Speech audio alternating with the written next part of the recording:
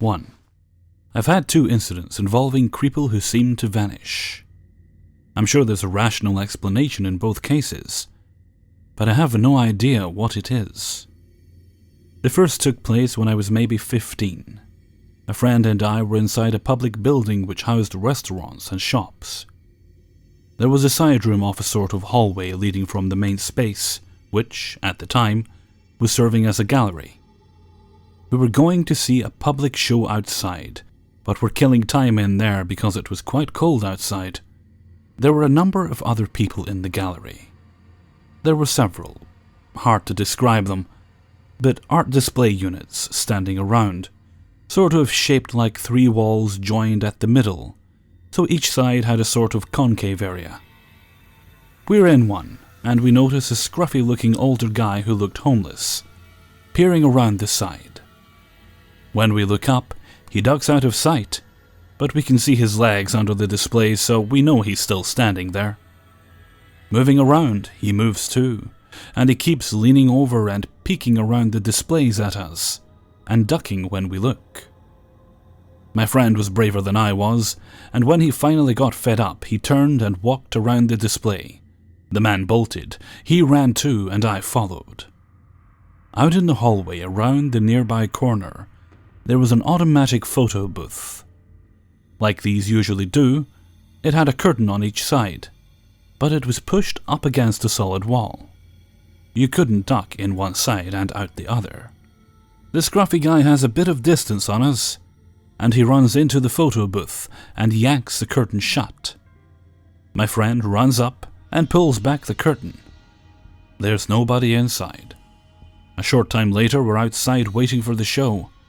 Behind us, along a path, is a fairly large evergreen tree, which gets covered in lights this time of year.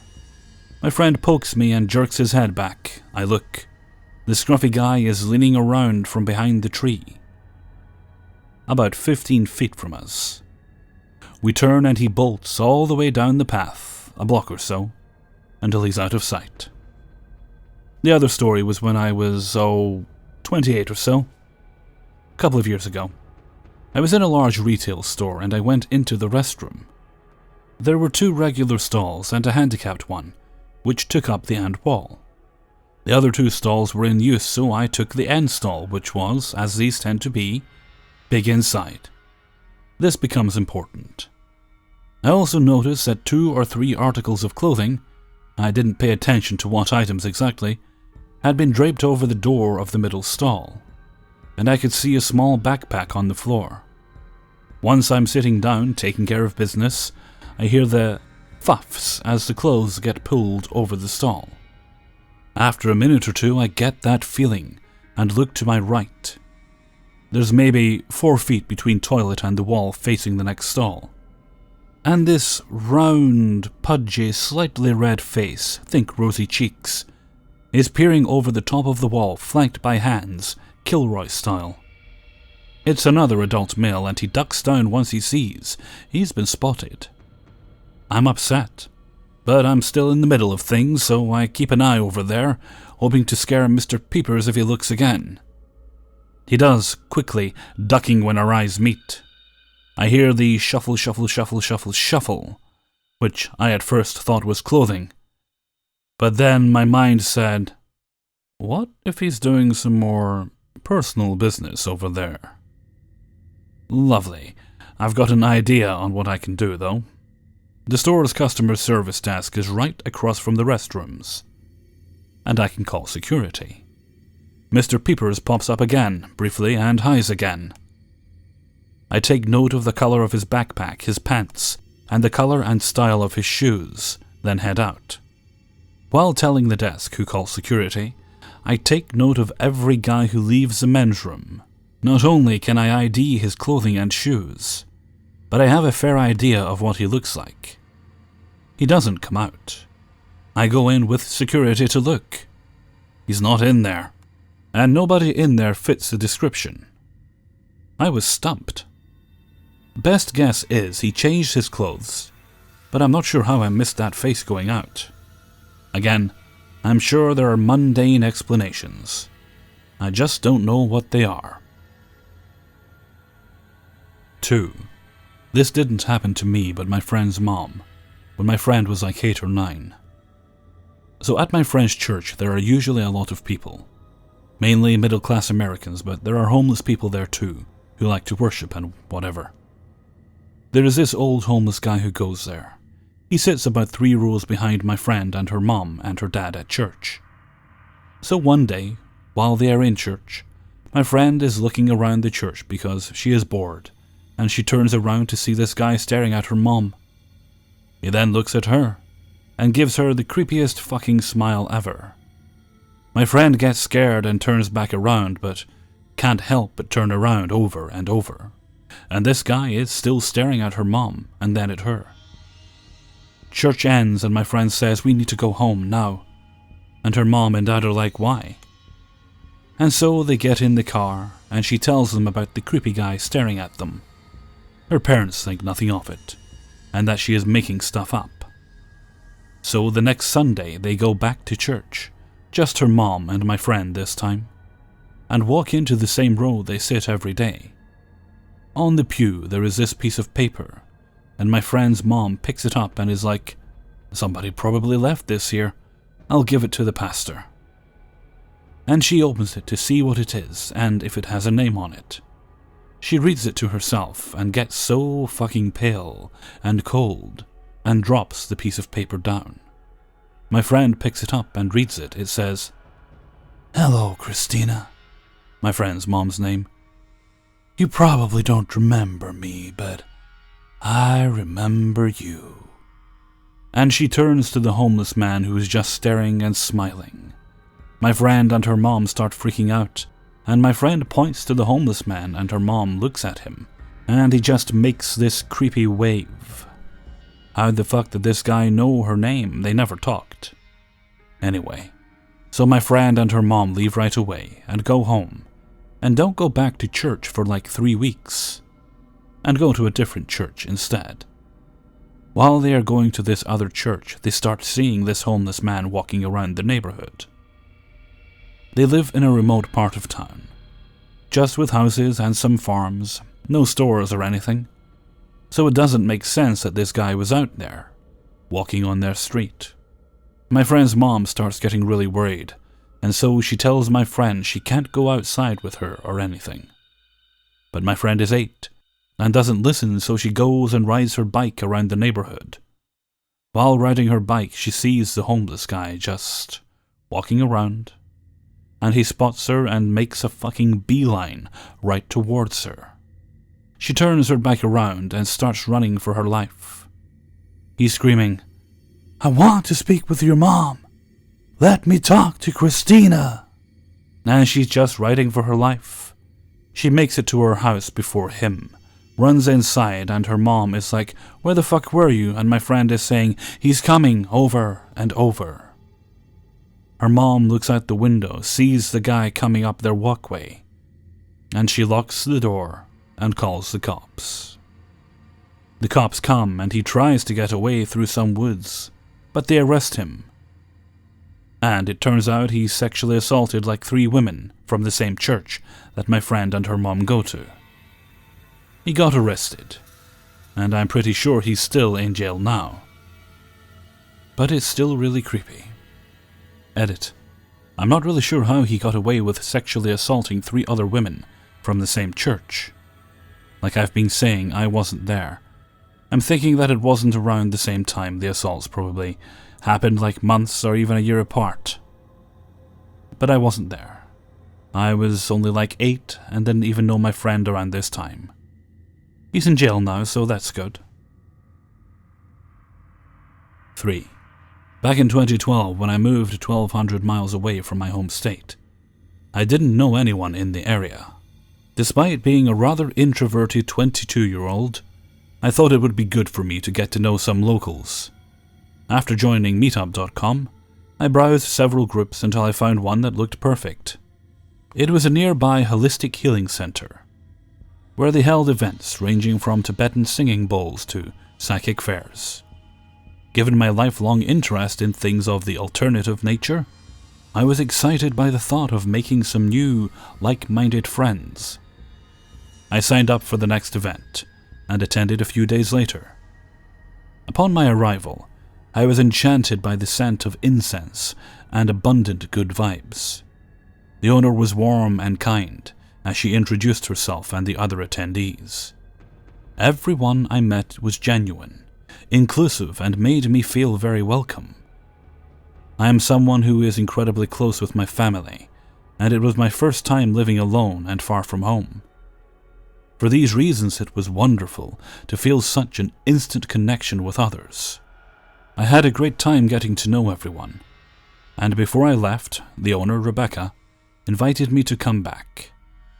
That turned into me soon frequenting the center 4 to 5 times a week.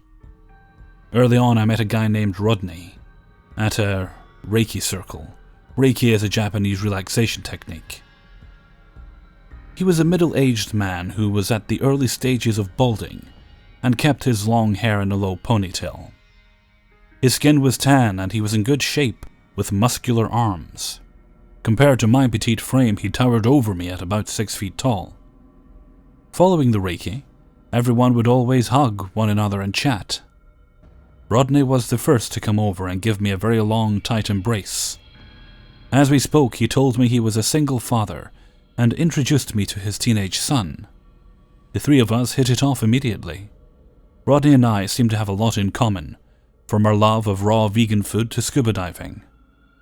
I felt like I had met a kindred spirit, and the energy exuded was calm and peaceful. He was easy to trust and open up to. Over the coming months, I became Reiki certified and was spending a lot of time at the center. There was a core group of us that became inseparable. Rodney was always part of the gang. We would hold full moon ceremonies at the beach, drum circles at night, and healing sessions by day. Once a week in the evenings, we would go to the Panera and get some tea and enjoy each other's company. All in all, it was a very fun time in my life. As time went on, I would see Rodney often. We would meet at farmers' markets. I volunteered to help him run a haunted house attraction he was managing, and attended his yoga classes while he was getting his instructor education completed. Rodney and I developed a deep friendship, but nothing more than that. After all, I didn't have those feelings for him. I never got the impression that he did either.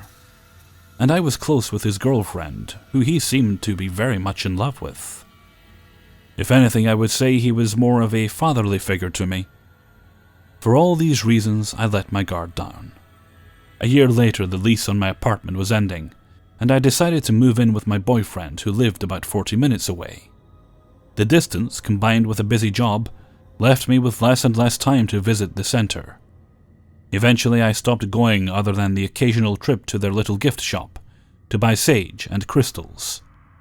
Rodney and I kept in touch a bit through Facebook, mostly him liking or commenting on my photos. Life happened, and it had been about 2 years since we had last seen each other in person. One day I was on my lunch break at work, and went to a nearby grocery store to get some summer rolls. As I walked by the coffee bar, I saw Rodney, and his eyes lit up while he opened his arms wide. I was given one of his infamously long hugs, while he rocked back and forth. He told me I looked great, and we caught up on what we'd both been up to since we saw each other last. I explained how I had started another job not far from the center, so I'd be in the area again. He told me that he and his girlfriend, our mutual friend, had broken up. Apparently she was incredibly needy and insecure, which seemed untrue as I knew her pretty well. Then he started to tell me about his new business plans to teach rich older women yoga. After all, they are lonely and neglected by their husbands, so they want to be touched. Taken aback by his intentions, I continued to listen as he went on. I have a private studio space now. You should come by sometime. We can lay naked in the sun and do some stretches. It would be very healing. I was beginning to feel uncomfortable. Then again, I thought perhaps I was overreacting. After all, this guy was a total hippie, so it probably didn't seem strange to him. Myself, being flustered and unsure of what to say, said, cool. Pulls out phone. "Oh hey, I'm running really late for work. I need to get going. It was nice seeing you." He leans in to give me an awkwardly long hug, and then kissed me on the lips, something he had never done before. A few weeks passed by and Rodney sent me some texts and Facebook messages about getting together. I lied and said I couldn't because I was busy with my job. Although I felt creeped out about the whole situation, I tried to rationalize with myself that I was being overly dramatic. After all, I had known this guy and his son for years, and he had never done anything to betray my trust. Despite avoiding that grocery store, since we had last bumped into each other, I had to go back a couple weeks later to get a specialty item. Since it was a different day of the week, I was certain I wouldn't see him there. Wrong. Avoiding the coffee bar area, I made my way through the back aisles. Suddenly, I felt a hand on my shoulder, followed by Rodney saying my name from behind me. Despite being unable to shake the anxiety I was feeling, I slowly turned around with a forced smile and said, "Hello." Once again, there was another long-ass hug. He then told me he wanted to hire me for a project he was working on, knowing that I was having a bit of a tough time financially. "I have a vision for the space I'm working on. I'll do yoga poses naked and have them shot in black and white. I'll hang the pictures in the studio. I want you to be the photographer." He also knew fully that I used to be a photographer. I paused for a moment and told him I wasn't sure I would be able to do it. Most of my equipment is still up north, and I don't have the lenses I would need. Another lie, but I really thought we were friends, and didn't want to jeopardize that with some weird Leo-Kate Titanic-ish photo shoot. Then he tells me that he's sure whatever lens I have will be just fine, and I should stop by the studio tomorrow after I'm off work. He gave me the address, and I tell him I really wouldn't be able to stay long, as I need to get home to let my dogs out. I lived 40 minutes away. Still, he insists that I should check the place out, that he wants to give me a tour, and he cannot wait to show me. The next day I drove by the location on my way home, contemplating whether or not I should go in. My brain kept telling me it was fine. I knew him very well. I knew his son. He was a harmless hippie. But then why couldn't I shake the uneasy feeling in the pit of my stomach?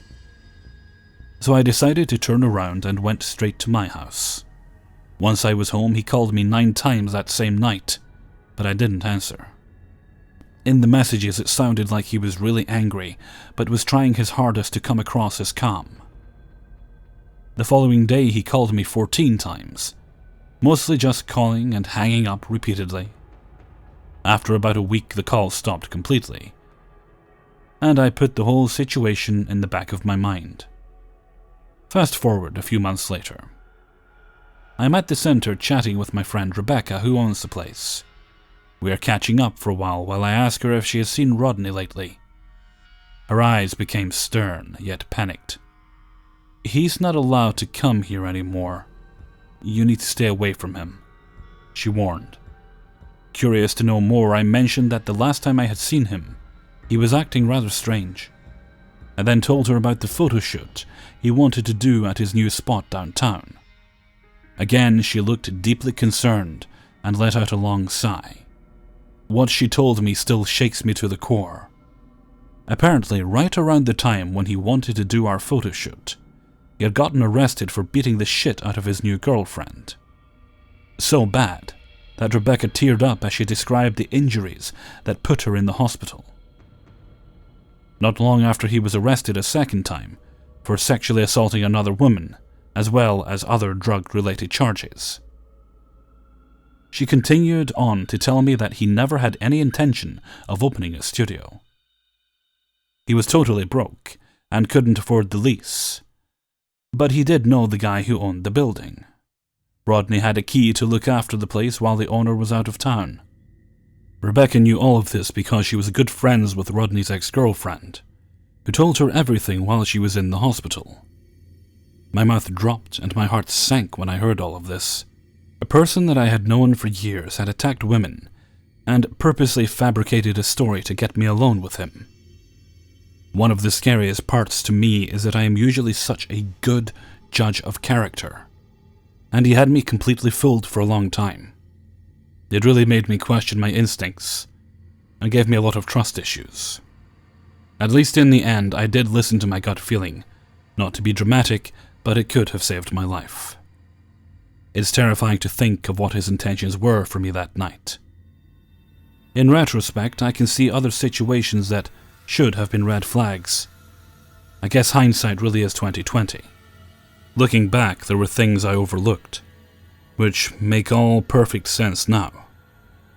Maybe for some the outcome seems obvious, but at the time I really thought he was a great person. Perhaps my younger self was naive and too trusting. All things considered, I can certainly say that I am much more cautious now. I'm sharing this story in the hopes that even just one person will learn something from my cautionary tale. And Rodney, please, let's never meet again. Update. While obtaining verification documentation, I discovered that Rodney is a sexual predator and had a felony warrant issued shortly after our encounter. Hey everyone, Hellfreezer here, and thank you very much for listening to 3 True Scary Stories, episode 199.